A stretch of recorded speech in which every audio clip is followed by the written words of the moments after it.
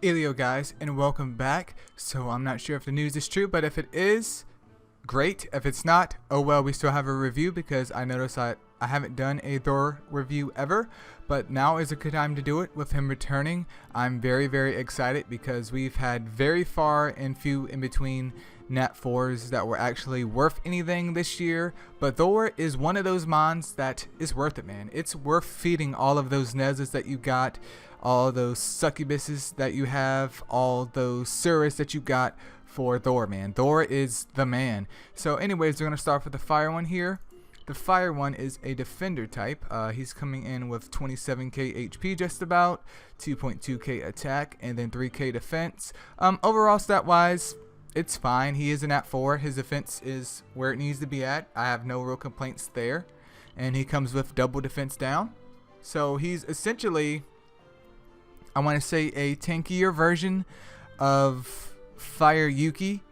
So, I mean, if Thor was like farmable, then he could be viable for something, especially with skill books. But since Yuki is not technically farmable, but easier to get to Evo 3 without having to sacrifice any other Nat 4s, of course, in my opinion, Fire Yuki would be superior, not because of her stats. Her stats aren't the best, but she does have a super evolution, and even a mon like Fire Kindling is farmable versus just feeding all of these Nat 4s for him. If you already have all the other Thors and you're interested in filling out your Astro Guide, definitely try to pick him up. I am trying to fill out my Astro Guide, so I may be trying to go for other Thors as well.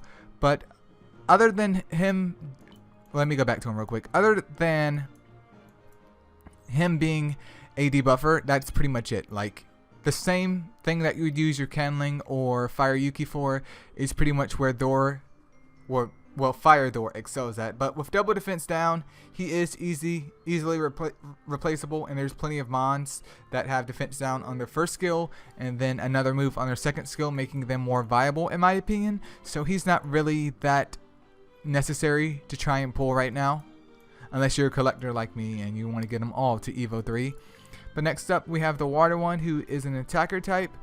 He's coming in with 26k HP, 3k flat attack, and then 2.1k defense. So he's almost flip-flop of the Fire Thor. Stat-wise, again, Nat 4, I can't really complain. He hits 3k in one stat, and his HP is okay for an attacker. He comes with Morale Boost and Predator, so he's essentially like Water Mona, but slightly more buff. He's like the Nat 4 version-ish of, I want to say maybe, what's his name? Neptune? Whatever the heck his name is, the Watermon that you get from doing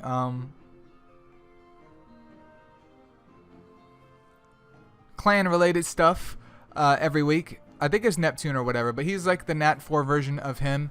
The problem is that he isn't bad at all. He does have his uses, but we already have so many Watermons that are so capable of doing the same exact job that he would do in maybe B8 or anywhere else that it's not viable again to be feeding all of your Nat 4s into building him to Evo 3 other than gems.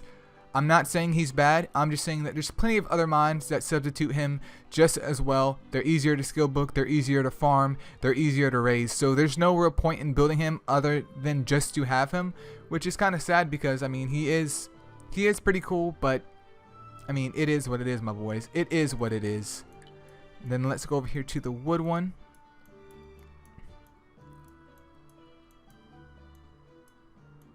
Did I pass him already? I probably passed him already because I actually have this one at Evo 3. So Wood Thor is a balanced type. He's coming in with almost 31k HP, 2.6k attack, and then 2.5k defense. Stat wise, okay. I mean, he is a Nat 4. He has a good attack and defense pool on him. HP is actually pretty decent for a Nat 4 too. Is he amazing? No. Will he get the job done? But of course. And he comes with Courageous Strike and Blind. And make sure you guys are always checking out what your mons require. Even if you might have seen one of my videos, please check out what they require because it really tells you what those mons need. So if you're trying to build a Wood Thor because maybe you're trying to get into Titans or you just want to have a freaking Wood Thor, be sure to read his skill, because if you sit here and sacrifice all these Nat 4s and end up building an Evo 3 Wood Thor without a square slot, I'm sorry to say this, but you are a fool. You are a confirmed fool. So don't do that. I mean, unless you want to donate some money to 433 to do a, a gem reroll, which is perfectly fine, make sure you read what a mon requires before you invest in it. It's going to save you a lot of time and a lot of trouble. But he does need crit. He's not the best courageous striker in the world, but if that's all you got, that's all you got, man. And it is what it is. He's definitely very, very useful in that situation. Other than that, I don't really find a use for him because of his courageous strike on his 3-star skill. But would I try and get another one? Most definitely. If I could get 4 of them, I would love to have 4 of them, but it is what it is. Next up, we have Light Thor, who I did not successfully get the last time he came around, but I'm going to try and get him this time. So Light Thor is a tank type coming in with 41k HP, 1.7k attack, and then 2.5k defense. Stat-wise, HP is okay, defense is okay, attack is meh. I do wish his stats were slightly higher though, even with him being a light and dark mon. It just seemed a little bit low. There's nothing too wrong with his stats though. He does have plenty of HP and defense is acceptable at the end of the day. But he comes in with shock and defense down. So this is a PvP defense, clan versus clan mon.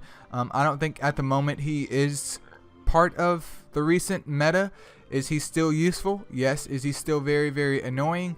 Yes. But you're going to want to make him as tanky as possible and as much resist as possible, with hopefully with books if you have somehow left over after Dark Thor or maybe Wood Thor. But is he a threat? I would say probably mid tier. Yeah, he could be a threat without a doubt. He could be very, very annoying. But we have one more left. We have the best one out of the bunch, man.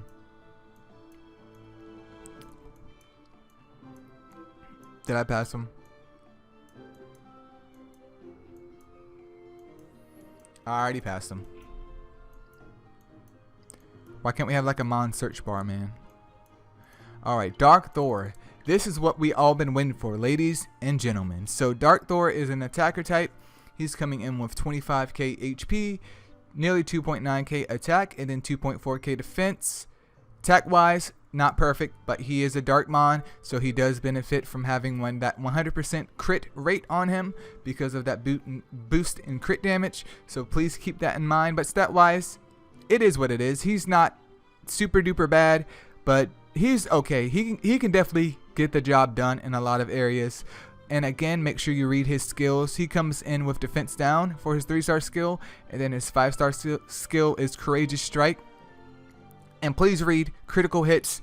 If your Dark Thor does not have a square slot, again, you are a fool if you invest in him. You are a fool. If that's the only one that you can get at the end of all of this, go ahead and see if you can get a gem reroll slot, because depending on where you're at in the game, he could be very, very useful for you in many areas.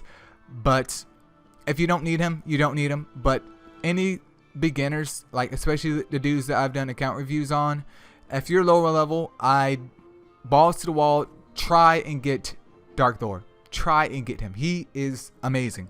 He is amazing. A mon with defense down for 2 turns. That's a dark type that also does great damage. Survivability isn't the best, but he also does great damage. And then his courageous strike is just the added use to him. It adds just another layer of use to him. And you might be saying Eileo, but courageous strike is only really effective in Titans. Well, yes, but you can also use him. I use mine in Dragons. You can also use him in Tower of Chaos. You can use him in Colossus without a doubt as just another Sea Striker if you don't have anything else. But he definitely has his uses. The main selling point with him though has to be that defense down on that 3-star skill. For 2 turns, all you have to do is have max crit on this dude, and 2 turns, if they don't resist it, it's absolutely beautiful. I use my Dark Thor. Again, I use him not in PvE, but I do use him in Tower of Chaos. He's part of my team in Tower of Chaos. I used him in Colossus. I used him in Clan vs. Clan, of course. And I feel like I used him somewhere else. Oh yeah, I do use him in Dragons as well. Because that defense down and him attacking after he's applied defense down with that max crit is just beautiful. So definitely try to get him on an intuition set. Ruin would be the best, but definitely aim for Intuition set. And the same thing with the wood one. Aim for Ruin or Intuition. Make sure both of those mons at the very minimum have square slots. Again, I can't tell you guys how excited I am to have him return, and I'm not so noob that I can't really get any, but I am definitely stoked for him. If you take anything from this video, please get a Dark Thor, at least one. If you're interested in Titans, get a wood one. If not, pick up a light one just because it's light and dark mons to have, and the chances of him returning within the next year will probably be never. He's probably going to be back here in like 2021 if MSO isn't like shut down. But again, guys, thanks so much for watching. I definitely hope this review helps. If you guys have any comments about Thor, please leave them below, and I'll see you guys in the next video. Peace out.